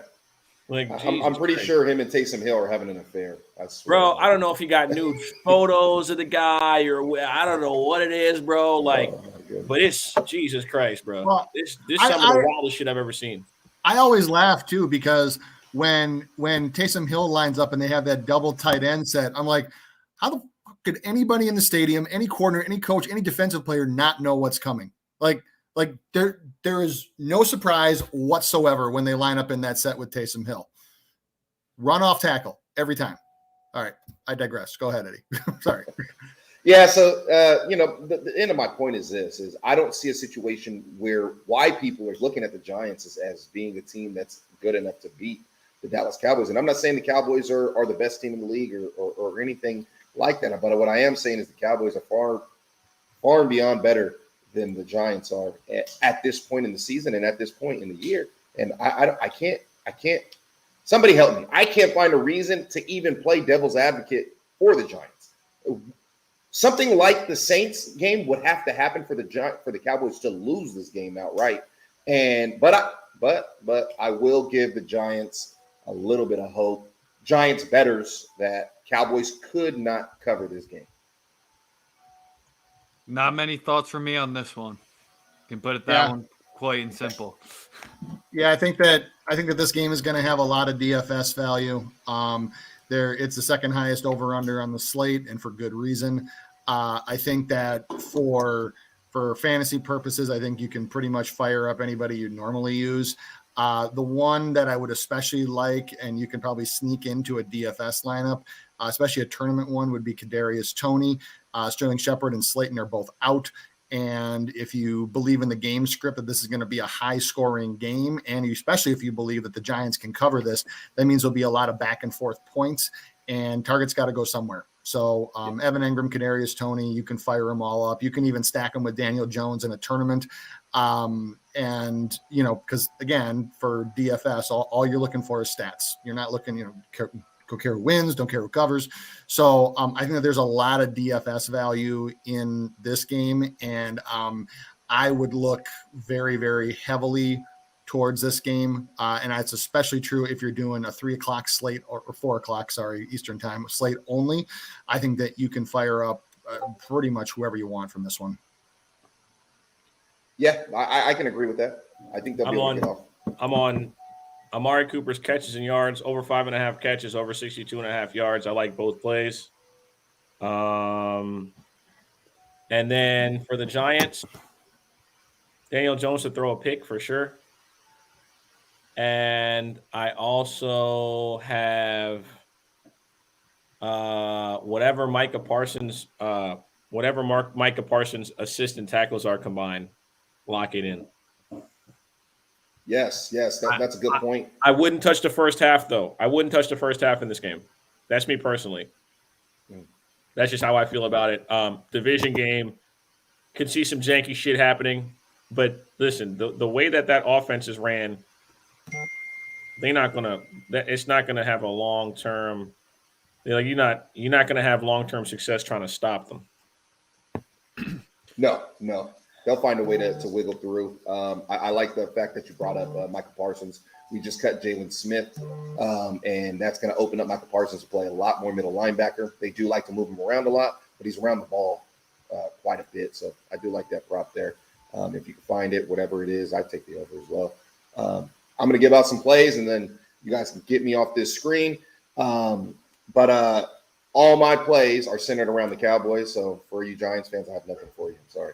I like Lamb over 70.5 yards. I'm going back to the well with that. Pollard over 11.5 receiving yards. I like Prescott over 24.5 completions. Pollard over 40.5 rushing yards. And Lamb over 5.5 receptions. You can get all those. The Lamb's yards is minus 110. Pollard's yards is minus 110. His rushing yards are minus 110. Prescott's completions are plus 102. And Lamb's receptions are minus 110. I got one last play. Arizona minus 4.5.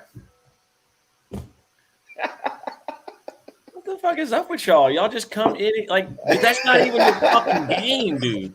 It's like everybody conspired before the show started. Like everybody come in and give the Cardinals. I may or may not have gotten a DM this morning. What is going on? I may or may not have gotten a DM this morning. Y'all it's just, oh yeah, by the way, the Niners are gonna lose. It's like, oh, thanks for coming, bro. Like everyone on their way out, just like, hey, fuck you, so all right, bet, man. Thanks. Have a great day. The last play is not an official, like I said. Jesus Christ. I was coerced into saying that. This is fucked up. Eddie, we appreciate you.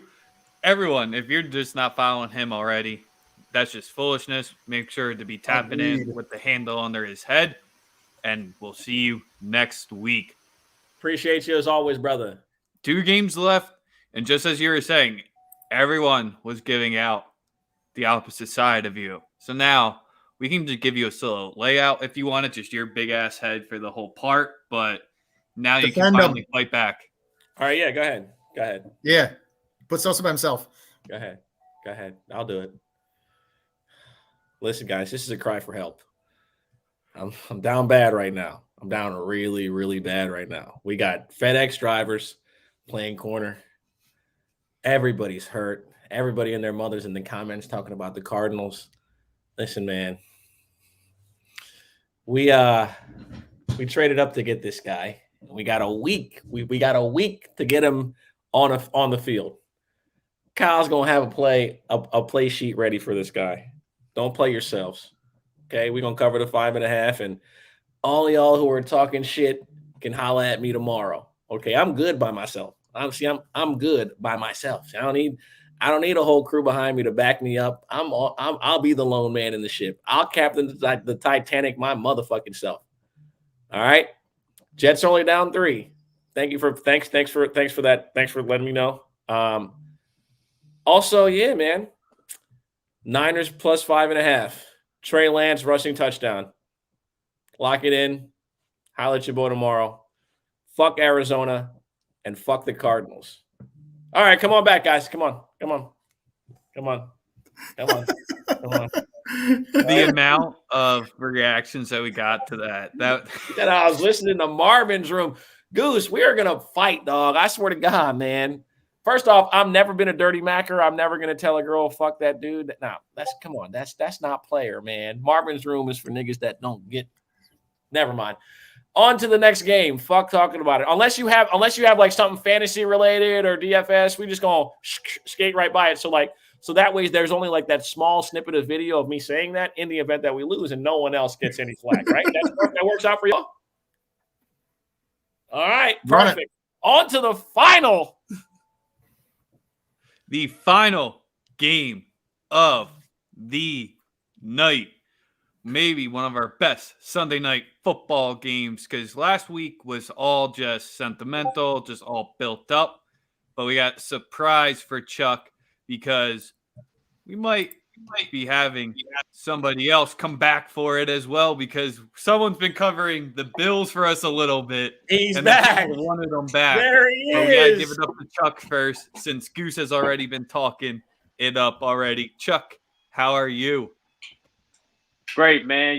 We back under the lights, prime time. We back in business. We got back on track last week, and we're going to keep it rolling, man. I already said on Twitter, we're going to go 9-2 before the bye week, and I'm going to bring the tweet right back up just to laugh in your faces.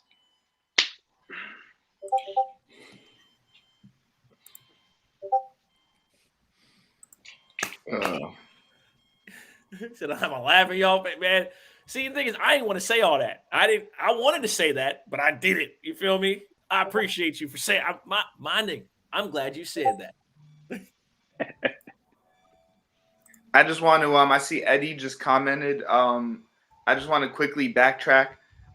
He let me know Dan Arnold is plus 500 to score a touchdown on FanDuel. I should have line shopped. I gave out the DraftKings number at plus 380, but I don't want to talk about that anymore. I just want to shout out Eddie for reminding me to a line shop. So I got Dan Arnold plus 500 for that touchdown for the Jags. All right, what we seeing, Chuck? What we seeing from the game? What you liking for today's plays? This is what I've been hearing all week is that it's pretty much even between the two sides, but I've been hearing a little more Buffalo Bills love this week. And don't get me wrong, the Bills, they've beaten whoever has been in front of them. That's what you're supposed to do as an NFL team. If you're a team that was in one of those championship games last year, and you take care of business, then you take care of business. But the Bills have not been tested for real this year. Let's be honest. All right, when they went up against like the Steelers in Week 1, I consider them a real defense. They struggled at home. Their offense didn't really look too well. And if all the other games I've seen them play, despite them winning, they haven't looked good except for one game, and that was against Washington. Washington football team. That was the best they have looked so far. All the other times, they haven't looked great. And I'm watching Josh Allen, and Josh Allen is not hitting these underneath routes with crisp at all, man. Like, he's a little inconsistent, and he's one of the lower – he's near the bottom in completion percentage of all quarterbacks in the NFL this season, too. So, I know in this matchup, we usually play a lot of man, and the Bills, they do a good job of taking advantage of teams that play a lot of man defense. But I think this is the game where Spags – switches it up. He kind of dials it up a little bit, throws Josh Allen a few different looks. I think with Willie Gay coming back, with Frank Clark coming back, I'm not saying the defense is going to come out and be world beaters, but I think you might start to get some results here in a little bit. I think in this game, I think Spags is going to throw a little more zone blitz, be a little more exotic with his blitzes this time. He may show man, but then it's going to turn to zone. After the snap, and that's going to confuse Josh Allen a little bit. So I think we can get a turnover, maybe 2 this game. And also, with the Bills, they run a cover 2 scheme. So we're going to have to deal with that again. They're going to play Tyreek Hill. They're going to play for the deep ball. And that's when Travis Kelce's going to get back on schedule. Because last week, Kelce was more of like a team player. You know what I mean? He didn't get as involved in the offense.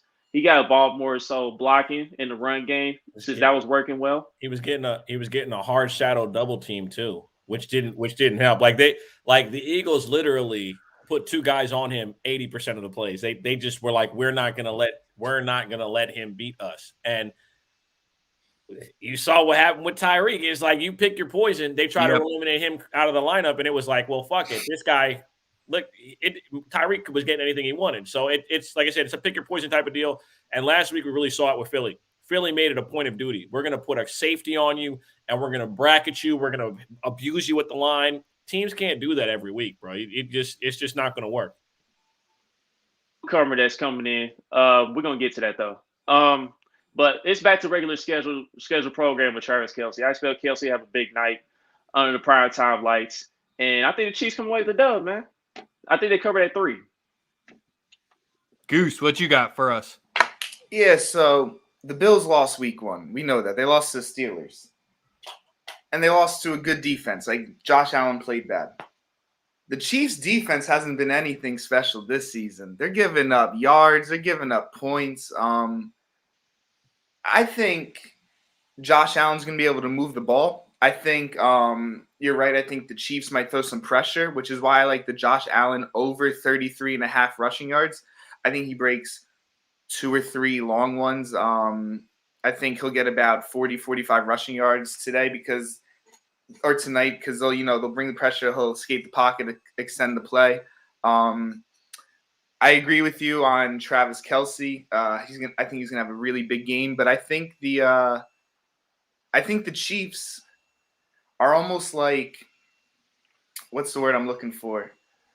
It almost looks like they're being like the Brooklyn Nets in the regular season. Like they're just not clicking right now. It almost looks like they're almost bored. They're ready for the playoffs, and so I think the Bills are playing hot right now. They're clicking. The Chiefs just aren't too functional for me right now. They're in these close games. They're giving up a lot of points. So I think the Bills go into Arrowhead, hostile environment, and we see the MVP style Josh Allen. All right, so yeah, I heard that Brooklyn Nets reference too. The Brooklyn Nets, they try to outscore opponents, blah blah blah. Yeah, I get that. Last week, yeah, defense, we gave up a lot of yards, right? But really, that game was already wrapped up. We let the Eagles have a touchdown at the end to get their 30. You know what I mean? The game was already out of hand. So, like I said, with the defense players that's returning, we will be a little more synced. Like Willie Gay, he's like our most athletic linebacker. I expect him to move side to side around the field.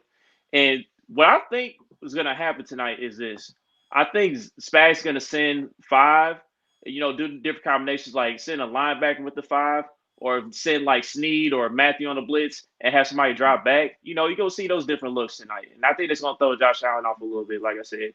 And another guy to look for in this game is Clyde Edwards-Helaire. I think Clyde Edwards-Helaire also continues his momentum tonight as far as having a decent rushing game. There is a factor that there might be rain in the forecast tonight at Arrowhead Stadium too. So I think that plays into our favor. Our offensive line has looked better when in a run game than the passing game right now. So that's another thing to look out for. I got 2 props and I want to bounce them off of you. So the Chiefs have given up a ton of yards to Hollywood Brown, to Mike Williams, and to Devonta Smith. The Browns, to me, don't have a number 1, so I'm not going to name them. So it's got to be a Stephon Diggs over passing yards game. The Chiefs are giving up plenty yards to number 1 receivers. And so to me, it's got to be a Stephon Diggs player prop over yards. You know what I mean? Wide receiver ones have been getting their yards, and they've been eating against us a little bit. But I got some on my end too. Let's start off with the simple stuff. Let's get the simple stuff out the way. Travis Kelce anytime touchdown, minus 167. Get that out the way. Get you some plus money with Travis Kelce. A+ reception at plus 100. That's where I got it at. Get that out the way. Clyde Edwards-Helaire 64 or more rushing yards at plus 108. Get that out the way. And then shout out to my guy, Bullpen Bets. I got a little sort of helicopter play, maybe. Ooh. So helicopter money, baby. Let's go. So if you believe in the whole Josh Gordon storyline, being back in the NFL, getting this opportunity again, I think in his limited snaps tonight, Andy Reid's going to dial it up. So I think Josh Gordon's going to find himself open. And it's going to be an anytime touchdown at plus 350. I was just going to bring him up. Big smoky, nigga. Yeah, I was just going to bring him up. Also, out here. His receiving yards, I think I want to say over 13.5, which is pretty much just one catch for him. We out here. All we need. Yeah, I was going to ask, is he going to play? You're saying limited snaps. I'll say at most, it'll be like 15 to 20 snaps. That'll be my guess tonight. All he needs is 1. I mean, he's so talented. We all know about his I guess issues, but he's so talented, and now that he's looking great in practice, I think Josh Gordon can make a nice little impact. Shout out to my boy Flash Gordon. I got 1 play in this game. If you're scared, go to church. Chiefs minus 6.5. Holla at me tomorrow. That's all I got for the people. If y'all listen, I put my money where my mouth is every single motherfucking day. Okay, y'all know I don't like Josh Allen at all. Okay, Josh Allen done played garbage ass teams. They played Miami with their fucking quarterback getting hurt in the first fucking drive of the game. Listen, the quarterbacks that Miami, that Buffalo has played, they wear helmets when they're not playing football. So if you honestly believe and are sold on this Bills team that has no running backs, no running game, and are depending on their quarterback to be the sole reason why they make plays, listen, I like Josh Allen, but he ain't Patrick Mahomes. So play yourself all you want. That's not a shot at you or anything, Goose. These are for the people that think that Josh Allen is indeed like that. He's not. The numbers are ass. His numbers could be through the roof. He hasn't played anyone good. He's played no one good. No, I think he'll be able to run the ball well today because you're right. No running game. I think. What if he gets put to sleep? And that's another thing. Listen, the Bills are teetering a real fine fucking line, a very fine line when it comes to this. Listen, you pay your quarterback $200 million.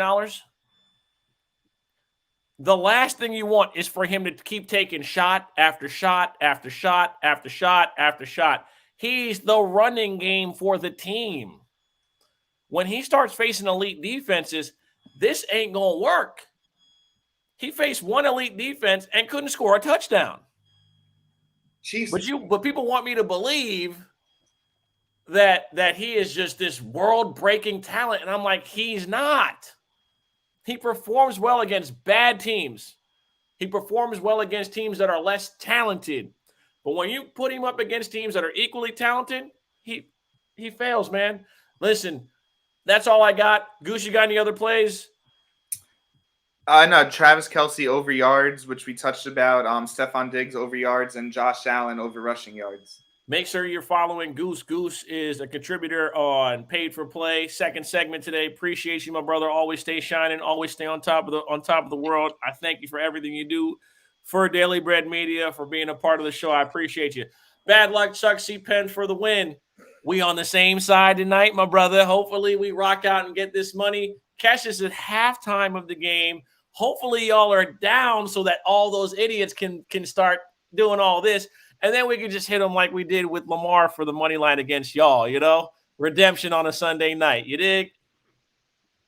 Yeah, definitely got to have that, my brother. Definitely got to have that. Appreciate you, man. Appreciate you as always. Y'all fellas, take it easy. My man. Make sure to be following him. He runs his Chiefs show, so if you're a diehard Kingdom Chiefs fan, Cast, make sure to if be you are a tapping Chiefs in fan, with Chuck. Kingdom Cast, he has his own podcast, The Homies. There are really Kansas City Chiefs fans that didn't just start following the team 3 years ago. They really exist. Chuck is one of them. Him and his homies have a great pod. They're not on there talking bullshit. They know what they're talking about. They know the game. They're not just going to get on there and tell you how great the Chiefs are.